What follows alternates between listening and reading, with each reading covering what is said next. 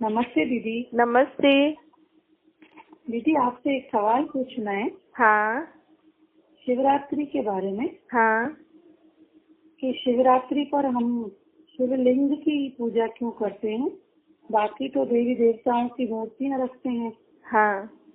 उनकी पूजा होती है। शिवलिंग की पूजा क्यों होती है शिवरात्रि में?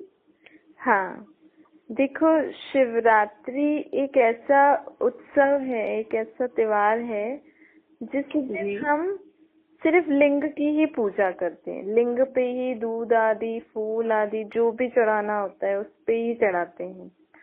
और ऐसा क्यों करते हैं, इसको जानने के लिए पहले हमें अपने आप को जानना पड़ेगा कि मैं कौन हूँ। तो मैं कौन हूँ, जिसे हम बोलते हैं ना सारा दिन मैं और मेरा। तो मैं हमारे अंदर आत्मा बोलती है और मेरा ये शरीर है। तो मैं आत्मा, मेरा शरीर, ठीक है।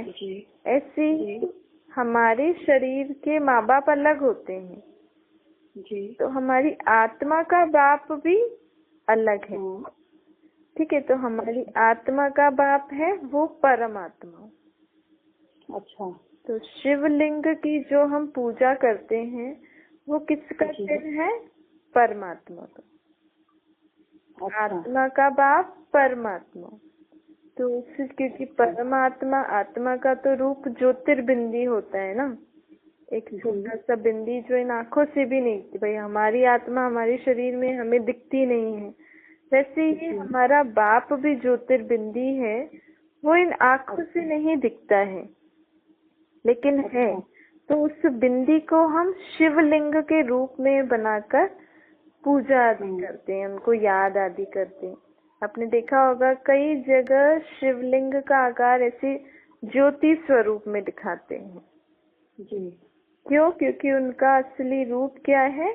ज्योति स्वरूप। और उस ज्योति स्वरूप जो परमात्मा है उसका नाम हम शिव रखते हैं। जैसे हमारे तो शरीरों पे नाम पड़ते हैं ना, आत्मा है, लेकिन जैसे आत्मा एक शरीर छोड़ दूसरा लेगी कि तो शरीरों पे नाम पड़ेगा, वैसे ही शिव बाबा का आत्मा पे नाम पड़ा हुआ है। अच्छा। क्या? तो शिव का अर्थ क्या होता है दीदी? हाँ, शिव का अर्थ है कल्याणकारी, क्योंकि वो परमात्मा है ना। तो वो आपकी जो आत्मा है उसका भी बाप है, मेरी आत्मा भी का भी बाप है। विश्व में जितने भी शरीर हैं उन शरीरों में जो आत्माएं हैं उन सभी का बाप है शिव, परमात्मा। तो देखो, एक बाप ही सभी के लिए कल्याण सोच सकता है ना।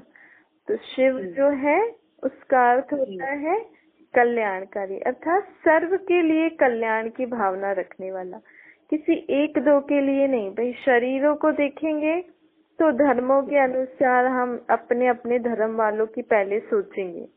भले कोई कहे कि हम वर्ल्ड के लिए अच्छा कर रहे हैं, लेकिन सबसे पहले किसका करेगा? खुद का, अपने परिवार का, अपने संबंधियों का, अपने धर्म का, फिर जाके दुनिया का नंबर आएगा। तो परमात्मा का नाम शिव है। क्यों? क्योंकि वो सबके लिए एक ही समय पर, एक ही विचार से सबके लिए कल्याण सोचता है, किसी के लिए भेदभाव नहीं रखता है। तो दीदी शिव का हिंदू धर्म से तो कोई मतलब नहीं है ना? नहीं, देखो, एक निराकार ज्योतिर्बिंदी का नाम शिव हिंदू धर्म वाले बोलते हैं उसको। उस बिंदी को शिव के नाम से हिंदू धर्म वाले याद करते हैं। ऐसे ही मुस्लिम धर्म वाले उसी बिंदी को अल्लाह के नाम से याद करते हैं। आप हज में जाएंगे, ऐसी कोई मुस्लिम जो होते हैं उनसे भी थोड़ा बात करेंगे तो वो भी निराकार को ही मानते हैं, उन्हीं को ही अल्लाह के रूप में याद करते हैं। वो तो किसी मूर्ति को भी नहीं देखते। तो निराकार की तरफ ही अपना ध्यान लगाते हैं। जहाँ तक कि सिख लोग भी परम आत्मा, वो भी किसी शरीरधारी को नहीं, वो भी उस बिंदी को परमात्मा के नाम से याद करते हैं। परमात्मा था परे ते परे रहने वाली परम आत्मा, उसको परमात्मा कहते हैं। आप क्रिश्चियंस लोगों को देखेंगे तो वो भी लाइट के रूप में गॉड को मानते हैं। God is light. जी। तो एक बिंदी का ही अलग अलग धर्म में अलग अलग नाम है, लेकिन उनका असली नाम शिव है। अच्छा। अलग अलग धर्मों वालों ने नाम रखा हुआ है, लेकिन असली नाम शिव अर्थात कल्याणकारी, विश्व की सर्व आत्माओं का बाप, जो सदैव सबके लिए कल्याण ही सोचता है। अच्छा। और शिव परमात्मा दीदी कहाँ रहते हैं? हाँ, देखो परमात्मा है, जैसे हमने बताया, परमात्मा मतलब परे से परे रहने वाली परमात्मा। हालांकि हम भी परे रहने वाली आत्माएं हैं, लेकिन वो हमेशा परे रहते हैं। जैसे हम इस सृष्टि पर आते हैं, अपना अपना शरीर लेकर पाठ बजाते हैं, लेकिन वो हमारी जैसे शरीर नहीं लेते, उनका कोई शारीरिक आकार नहीं है, वो हमेशा आत्मिक रूप में ही रहते हैं। तो इसीलिए उनको परमात्मा कहते हैं। और वो परे से परे कहाँ रहते हैं? इस सृष्टि चक्कर है ना, जैसे इस सृष्टि में जो हम रह रहे हैं, इस सृष्टि से ऊपर हमारे क्या है? चांद, तारे, सूर्य, ग्रह हैं। इनसे भी ऊपर एक सूक्ष्म लोक है, जिसको हम फरिश्तों का लोक कहते हैं। उससे पर एक निराकारी लोग हैं, जिसको हम निर्वाण धाम, मुक्ति धाम, शांति धाम कहते हैं। उस धाम में परमात्मा बाप, उनके साथ हम सब आत्माएं रहती हैं, लेकिन हम ऊपर से नीचे आ जाती है पाठ बजाने, और वो सदैव ऊपर रहते हैं।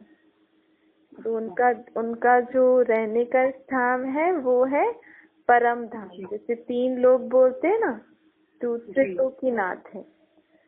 तो परमात्मा कौन से तीसरे लोक में रहते हैं? उस ब्रह्म लोक में परमात्मा रहते हैं। हम भी वहाँ रहते हैं, लेकिन हम नीचे आ जाते हैं, लेकिन वो सदैव ब्रह्म लोक में रहने वाली परमात्मा है। ठीक है? हाँ। और दीदी वो क्या करते हैं, उनके क्या कर्तव्य है परमात्मा के?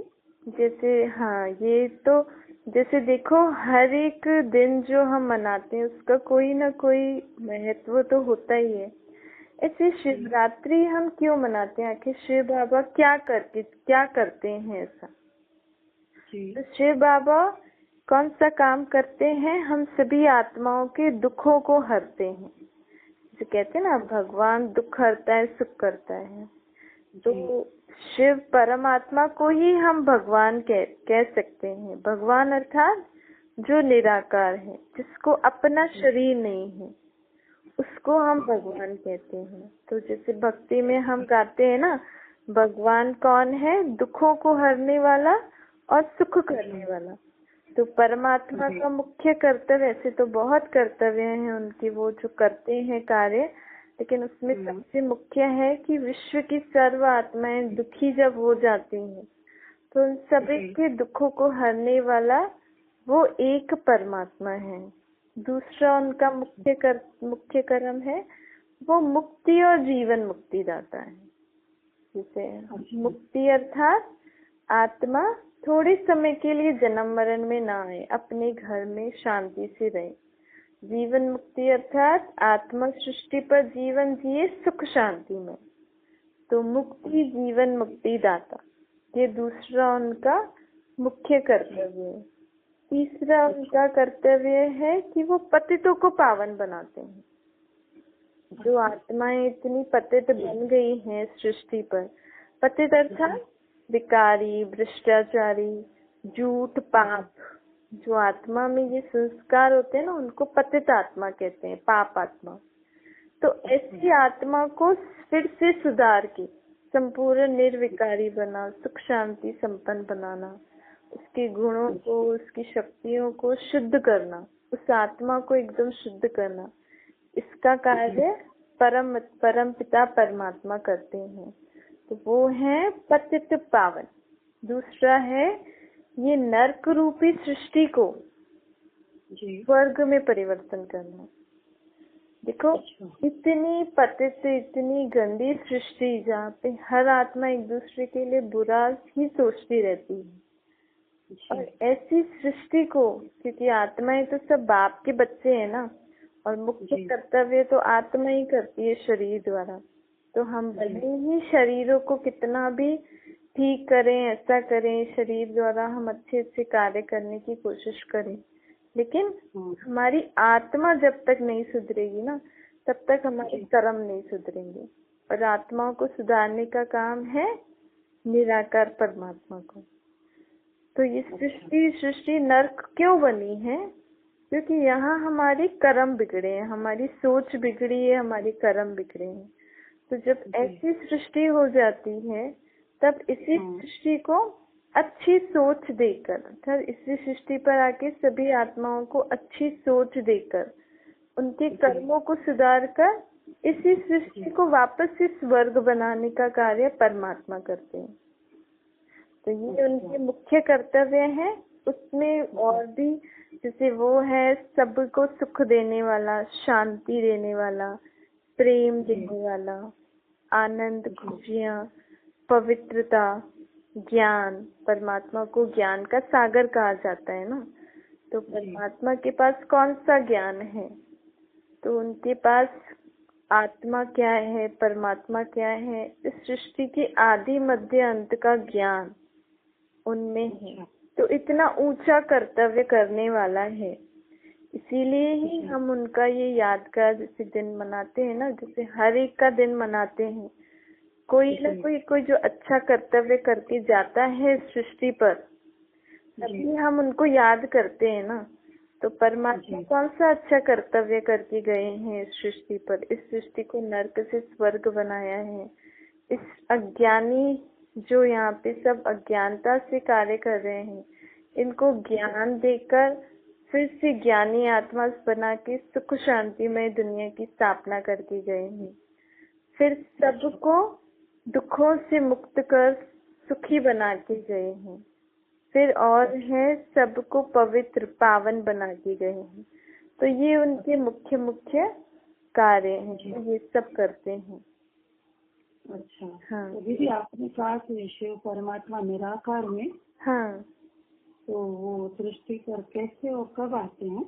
हाँ, देखो अब बिना शरीर के तो कोई काम नहीं कर सकते है ना। जब इतने सारे काम करने हैं, नर्क से स्वर्ग बनाना है, ज्ञान देना है, तो ज्ञान हम देना है तो मुख तो चाहिए से। तो परमात्मा को भल अपना शरीर नहीं है, बल वो इस सृष्टि पर हमारे जैसे नहीं आते हैं। जैसे हम गर्भ में आते हैं ना, ऊपर से नीचे आते हैं, तो हम गर्भ में आते हैं, लेकिन परमात्मा गर्भ में नहीं आते हैं। परमात्मा किसी शरीर का लोन लेते हैं, आधार लेते हैं। तो उस जिस शरीर में आते हैं, उनके मुख द्वारा वो ज्ञान सुनाते हैं। कौन सा ज्ञान? आप कौन हो, आपका बाप कौन है, ये सृष्टि चक्कर कैसे 4 युगों में चक्कर काटती है। तो ये मुख्य जो उनका ज्ञान है, जो उनके पास मुख्य ज्ञान है, वो एक दूसरे शरीर का आधार लेकर हमें देते हैं। और कब आते हैं? तो इस ज्ञान की दरकार कब होती है? हमें समझ की दरकार जब हम आत्माएं एकदम अज्ञानी बन जाती है, जब हम आत्मा में अज्ञानता का घोर अंधियारा छा जाता है ना, जब ऐसा समय हो जाता है कि ना हम अपने को जानते हैं, ना अपने बाप को जानते हैं, ना ही सृष्टि चक्कर कैसे इतनी पति धीरे धीरे और बढ़ती जा रही है। जब ऐसा अंधकार हो जाता है कि जो व्यक्ति और वस्तु जैसा है वैसी दिखाई नहीं दे, होते हुए भी हमें दिखाई नहीं दे रही, उस समय बाप इस सृष्टि पर अवतरित होते हैं, अर्थात कलयुग के अंत में। कलयुग के अंत में परमात्मा इस सृष्टि पर आके फिर से हमें ज्ञान का नेत्र देते हैं। कौन सा ज्ञान का नेत्र देते हैं? आत्मा, कि तुम आत्मा हो, तुम्हारा बाप में निराकार परमात्मा हो, और तुम सृष्टि पर ऐसे ऐसे चक्कर काटते हुए आई हो। अभी तुम आत्माएं विकारों के वश पतित बनी हो। तो ऐसी पतित आत्माओं को मैं फिर से आकर ये ज्ञान देकर उसको फिर से सोचने में ला रहा हूँ। तो परमात्मा आते हैं कलयुग के अंत में, इसीलिए शिवरात्रि गाई जाती है। फिर रात्रि को क्या होता है? अंधकार होता है ना जी। तो इस सृष्टि पर वो लाइट वाला अंधकार नहीं, इस सृष्टि पर जब अज्ञानता का अंधेरा हो जाता है ना, तब परमात्मा आके हमें ये ज्ञान सुना के ज्ञान का तीसरा नेत्र देते हैं, अर्थात आत्मा की जागृति कराते हैं, जिससे आत्मा के जीवन का सर्व प्रकार का अंधियारा मिट जाता है। तो आत्मा में प्रकाश हो जाता है, तो आत्मा भी जग गई। कैसे? जब उसका बाप आया, परमपिता परमात्मा। अच्छा, ठीक है। तो दीदी अब शिवरात्रि मनाए तो हम क्या मन में विचार करके मनाए? हाँ, जैसे हम शिवरात्रि पे तो सब लोग शिवलिंग को बिंदी रूप में तो याद करते ही हैं। तो जब हम शिवरात्रि के दिन ये सुबह सुबह को हमें ये पक्का करना है पहले तो कि आज कौन सा दिन है। आज वही दिन, उसी दिन का यादगार हम मना रहे हैं जबकि परमपिता परमात्मा निराकार उस ब्रह्मलोक से इस सृष्टि पर साकार तन लेकर हमारे दुखों को दूर करने आते हैं। ठीक है। कैसे हमारे दुखों को दूर करने आते हैं? ज्ञान सुनाकर। मुख्य कौन सा ज्ञान सुनाते हैं? कि मैं कौन हूँ, मैं आत्मा हूँ और मेरा बाप निराकार परमात्मा। तो इस बार जब आप शिवरात्रि मनाएं तो उसको इस रीति बनाना कि मैं आत्मा वो दिन मना रही हूँ जिस दिन मेरा बाप इस सृष्टि पर आते हैं। भाई हम बर्थडे मनाते हैं या कोई भी ऐसी तारीख जिस तारीख पे हमने कोई शुरुआत करी थी, या कोई घर की, या कोई किसी की शादी हुई, या कोई किसी का कोई भी फंक्शन हुआ, कोई बच्चा पैदा हुआ किसी का, तो हम उस दिन को हर साल मनाते हैं। तो हम ये हर साल शिवरात्रि मनाते हैं, लेकिन अभी तक हमें ज्ञान नहीं था कि क्यों मनाते हैं। तो इस बार हम शिवरात्रि कैसे मनाएंगे कि इस दिन मेरा बाप सृष्टि पर आया था। अच्छा, ठीक है। तो ऐसे आया था। धतूरे के बीज और भांग वगैरह चढ़ाते हैं। हाँ, वो हम आपको आगे और कंटिन्यू में बताएंगे। पहले आप ये आज संकल्प करना कि इस शिवरात्रि पर मैं शिवरात्रि कैसे मना। भी 10 दिन के बाद है ना, 9 दिन के बाद। तो अभी से आपके मन में क्या उमंग आना चाहिए कि वो दिन मेरे बाप का जन्मदिन आने वाला है। किसी का जन्मदिन होता है तो महीने भर से पहले से तैयारी करते हैं ना। तो अभी आपके बाप इस सृष्टि पर आए, भले वो अपना शरीर लेकर नहीं है, लेकिन आए तो सही ना। आपसे किसी शरीर के द्वारा आत्मा से परमात्मा मिला तो सही ना। तो उनका ये अलौकिक जन्म हो गया, मतलब दिव्य अलौकिक जन्म जिसे कहते हैं ना। तो हम इस दिन को ऐसे मनाएं कि इस दिन मेरा बाप परम धाम से इस सृष्टि पर आके हमें ऐसे ऐसे ज्ञान सुना के इस नर्क को स्वर्ग बनाया था। और फिर से परमात्मा, जैसे कलयुग का अंत समय चल ही रहा है, तो परमात्मा फिर से इस सृष्टि पर आ गए हैं। अभी तक हम जैसे था कि हमें ये पता नहीं था कि परमात्मा कब आते हैं, कैसे आते हैं। तो अभी तक भले हम किसी भी रूप में हम मनाते थे, तो इसका अर्थ तो ये है कि इस दिन को हम इसीलिए मनाते हैं क्योंकि परमात्मा आए थे। हर समय में ऐसे कलयुग के अंत में आते ही रहते हैं। लेकिन अब हम आपको खुशखबरी सुना रहे हैं कि अब वही समय आ गया है। अच्छा। हाँ, और इसको काफी समय हो गया है। तो अब आप इस दिन को इस रीति मनाना कि मेरा बाप इस सृष्टि पर आ गया है, और फिर से हमें वही ज्ञान देकर हमें फिर से क्या बना रहे हैं? कलयुगी आत्मा से देव आत्मा बना रहे हैं। ठीक है। Thank you.